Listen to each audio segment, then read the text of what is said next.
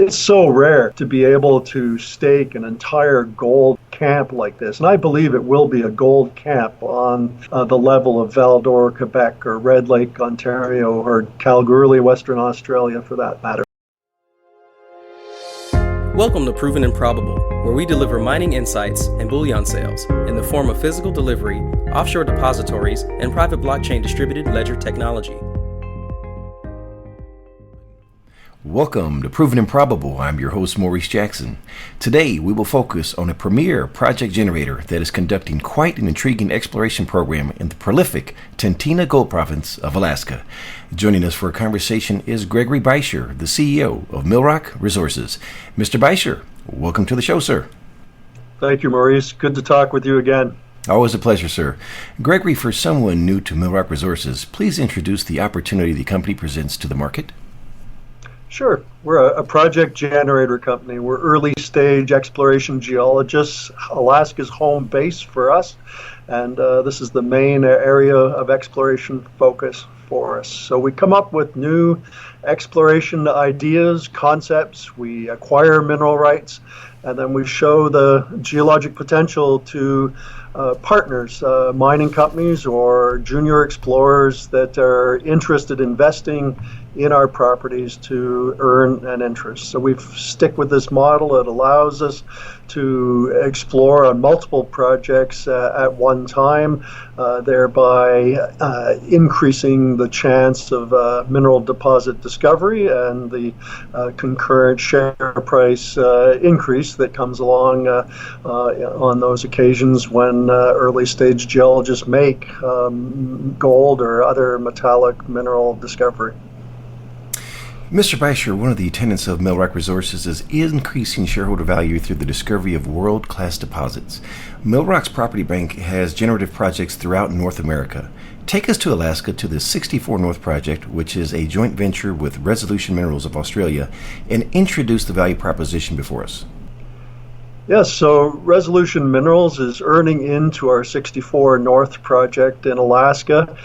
They had within their press release a really interesting map that I'd like to take the time to explain to your listeners, Maurice. So maybe I'll pull up my computer screen. I'll share a couple of slides to put everything in context about the project from Millrock's corporate presentation, which of course is available on our website. But then that'll set the stage so that I can explain the contents of this very interesting map in Resolution's press release. Well, Maurice, here's a map of Alaska. I'm based here in Anchorage. You can see our network of roads throughout the state.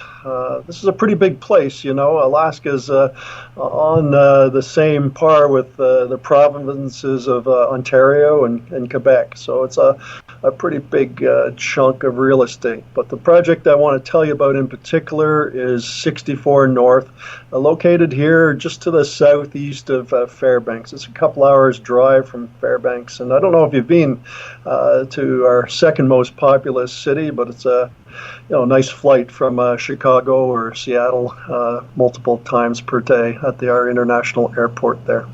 Mr. Beischer, please introduce us to the Tintina Gold Province. So we've zoomed in a little closer here. Here's Anchorage, here's Fairbanks, and you'll note this yellow shaded arc is Cretaceous aged rocks primarily that have produced quite a few gold deposits. Here's the Yukon-Alaska border here. You've heard a lot of news over in the Yukon where quite a number of explorers have made discoveries and there's a new mine gone into production. But the rocks on our side of the border are quite prospective too. You know, Fort Knox's Kinross's Fort Knox mine is here. It's over 13 million ounces of gold now.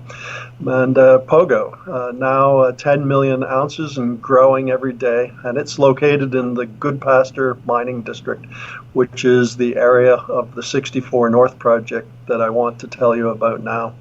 Pogo really is a great mine. It's got quite high grade. It's an underground mine, and the new owner, Northern Star Resources, is doing a great job to maximize the value of the mine. And they're making new discoveries. It's growing day by day. Now I've zoomed in closer here. Here's the road coming into Northern Star's Pogo mine, which is situated right there.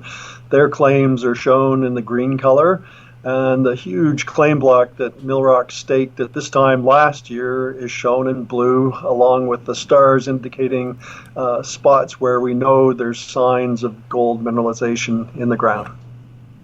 Now, it's an enormous property, Maurice, but we've developed a really compelling target right beside the Pogo gold mine, which you can see in the background there.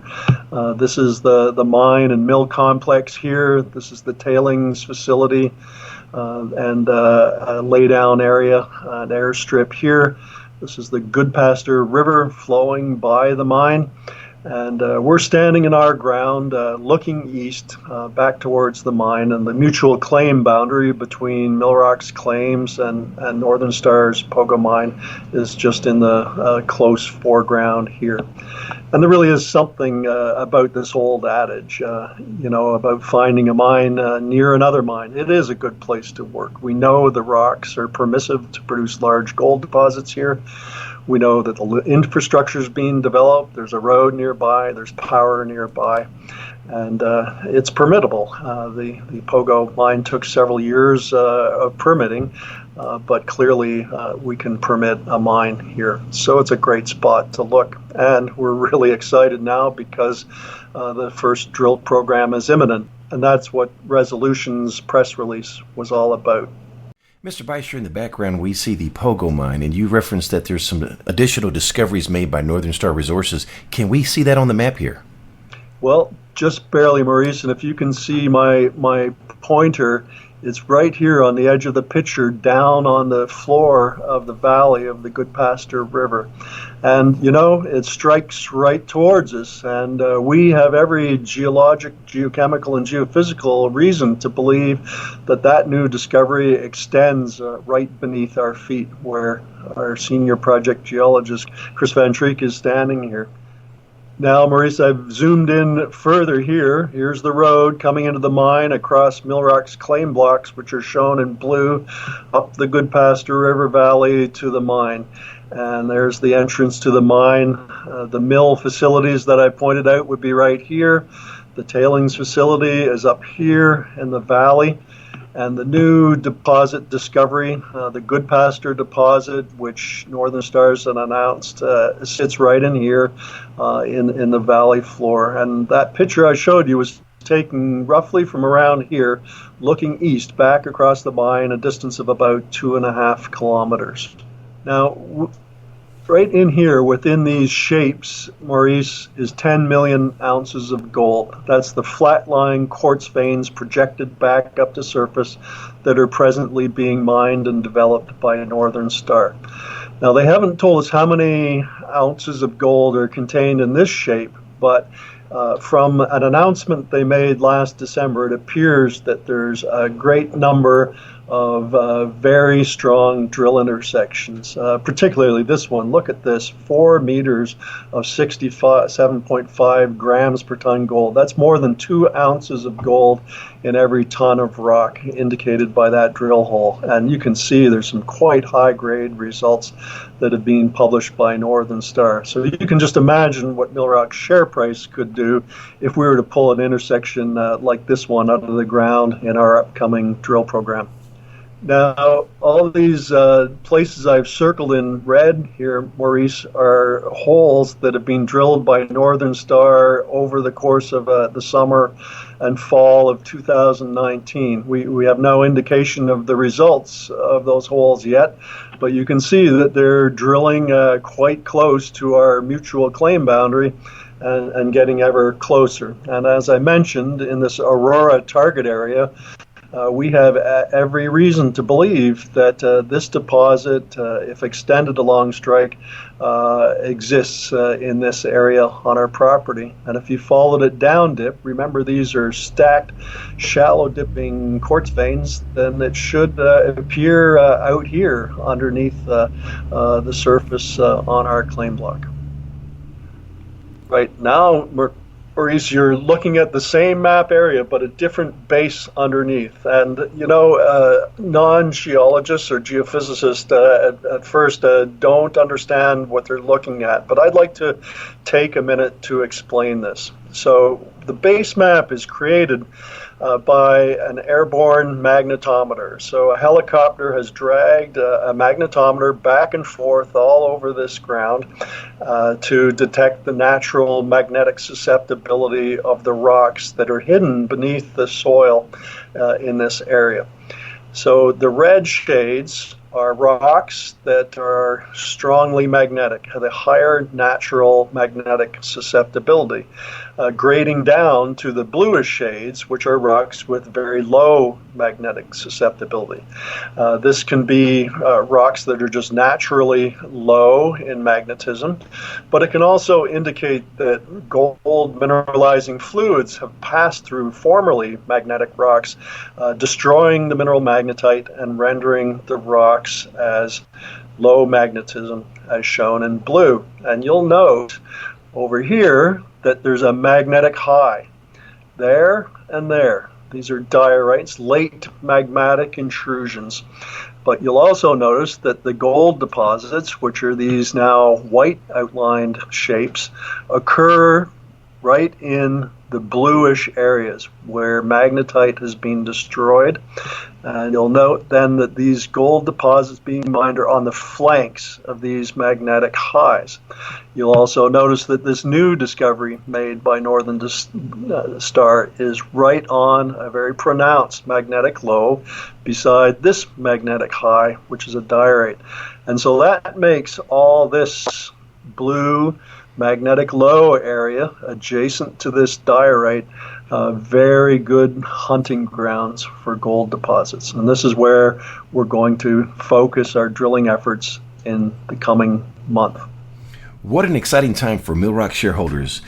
Resolution Minerals just announced a press release on the 64 North project outlining a road-based program focused on the eastern Aurora Targets, which are located near the claim boundary of Northern Star Resources, stating that drilling is expected to commence in March. Take us on site and share the details with us. Well, it really is an exciting time for us here at Millrock, Maurice. It was just a year ago that we really initiated this program, and we've come an awful long way since then. We were very pleased to make this agreement with Resolution Minerals, and now it's resulted in a robust budget on a really compelling drill target, and that's what Resolution is announcing here. We're collaborating with their team. Our geologists are working with their geologists as we work to operate the project on their behalf. They are the manager of the project, but it's a great team we put together with the two companies. And we're off to the races. And I just want to take a minute to explain to your viewers then everything that's on this map. It's the same map that I just showed you a minute ago in the presentation, bit different scale, but there's the mine there. There's the new deposit that they've discovered, roughly outlined, remember, right on that magnetic low beside this magnetic high. There's the claim boundary there between Millrock and Resolution and Northern Star on the east side. The yellow stars are known prospects, and there's some of those here on our ground at Half Ounce Gulch and Tourmaline Ridge. All these lines on the maps are faults, breaks in the rock, and that's where the gold is typically going to occur. The vertical faults are feeders to the flat-lying or shallow dipping quartz veins that host the ore bodies at the mine and at this new deposit. So you can imagine this plane sitting in space, dipping gently off in the northwesterly direction, but if you bring it along strike, it should show up right around here on this nice magnetic low area. Here's the road, and we've done what's called a CSAMT geophysical survey along this line and along this line. And that's the exact same type of survey that Northern Star used a couple of years ago to make this discovery here. And so these red boxes along the line are places where the geophysical instrument discovered anomalous conditions. It discovered conductive rocks that are thought to represent the flat-lying shear zone that hosts this deposit and the mine. And we think that it's below surface right here. That picture I showed you a little while ago of Chris with the Pogo mine in the background would have been taken from right around here, looking east back at the mine. And we think there's a gold deposit underneath Chris's feet right in this area, or perhaps further up the valley here. So we're going to drill these 4 holes as a start to test this magnetic anomaly with the CSAMT conductor just 150 meters below surface, though we'll drill these holes fairly deep so that we get some idea about the geology in all 3 dimensions. And the second round of drilling will come up here, further up the Aurora Valley, close to where 1 or 2 prior drill holes had been drilled, which got some interesting gold mineralization, but were not drilled deep enough to get to the depth where we believe the flat-lying, shallow dipping quartz veins, thicker veins will exist. So we've got a great program laid out in front of us here to execute over the spring, March and early April, and then on into May. Mr. Beischer, what can you tell us about the agreement that we have with Resolution Minerals to earn into the interest of the 64 North project? Well, here's a summary of the agreement terms, Maurice, shown on this slide. On the right is our claim block surrounding Northern Star's property. This nice photo shows drilling ongoing quite some years ago on Tourmaline Ridge on our ground, and there's just part of the Pogo mine in the background. But here's the deal terms. Resolution can earn up to a 60% interest by spending $20 million over the next 4 years. What I like most about it is that the first $5 million is coming this year, so that gives us a really robust budget with which to do the initial test at West Pogo, but also to advance all the way across the property. There's multiple prospects over this enormous claim holding, and we've got other prospects to advance through to drill readiness. We've quite a few Resolution shares as a result of this agreement, and they'll end up paying us 38 million of their shares over the course of those 4 years, along with a little bit of cash. We are the operator working collaboratively with Resolution as the manager, and we get a modest cash management fee out of that helps reduce Millrock's overhead. We've got a good base of operations here in Anchorage and in Fairbanks, and so we recover part of those costs from Resolution. Now, Resolution could actually take one of the blocks that I've shown in this map further, all the way through to 70% interest if they sole fund a bankable feasibility study, or even to 80% ownership if they carry Millrock all the way through to a producing mine. So that would really be something if Millrock ended up being a 20% owner of a mine without having had to pay anything further out of its treasury. But if one block gets nominated to go that far, the remainder of the property remains a 60-40 joint venture. And I'll tell you, we've been having some fun doing geologic analysis on the other prospects across the block. But the compelling thing right now is drilling at the Aurora target just to the west of the Pogo mine. We're on to it now, and we're off to the races. Maurice will be starting of weeks. Switching gears, Mr. Beischer, please provide us with an update on the capital structure of Millrock Resources. Right, Maurice. Well, now we have 108 million issued and outstanding shares, having recently raised capital of 1.5 million Canadian dollars. And we intend to use those funds to generate yet more projects in the Tintina Gold Province in Alaska. We feel now is the time. We see gold rising in price, and we know that projects are going to be of great interest to explorers and mining companies alike. We've established relationships with Australian companies and brokerage firms that we believe will invest in Alaska projects. Australians have recognized the great mineral potential of our state, and they're investing heavily in it. Almost 70% of the exploration expenditures in Alaska came from Australia last year. So we're happy to keep building those relationships, building our portfolio of gold projects, going into what looks like a strong gold bull market. Speaking of financing, Millrock just completed their financing, and they had to increase it due to investor demand. What would you like to say to current and prospective shareholders? Well, Maurice, I think we have a really good chance of rewarding our shareholders in the coming months and years.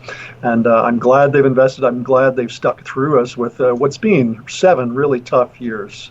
But Millrock's managed to take advantage of those 7 years. Because of the bad times, we were able to stake up this entire Goodpaster district where the 64 North project is situated. It's so rare to be able to stake an entire gold camp like this. And I believe it will be a gold camp on the level of Val-d'Or, Quebec, or Red Lake, Ontario, or Kalgoorlie, Western Australia, for that matter. And, we were able to strike a good deal with Resolution Minerals, but they too got a really good deal. It's so rare for a junior company like that to be able to access what will be an entire gold camp one day. Mr. Beischer, what is the next unanswered question for Millrock Resources? When should we expect an answer, and what will determine success? Sure. Well, if we pull an ore grade intersection or two in our upcoming drill program, that would spell success for sure, Maurice. I think that would result in a strong share price increase for Millrock shareholders, and it would be great to reward them for their investment. Sir, before we close, what did I forget to ask? Well, Maurice, we always like to talk about the price of gold. It's been great to see its resilience staying above $1,560 an ounce over the last 40 days. It's tested that support level a couple of times, but bounced right back. And then yesterday went up over $1,600 and seems to be holding there. I think that sort of a psychological barrier where generalist investors will start to surge into the gold space, start to invest more into producing gold companies, the majors, then the mid-tiers, and finally it'll trickle down to the junior explorers. We see it starting to come now.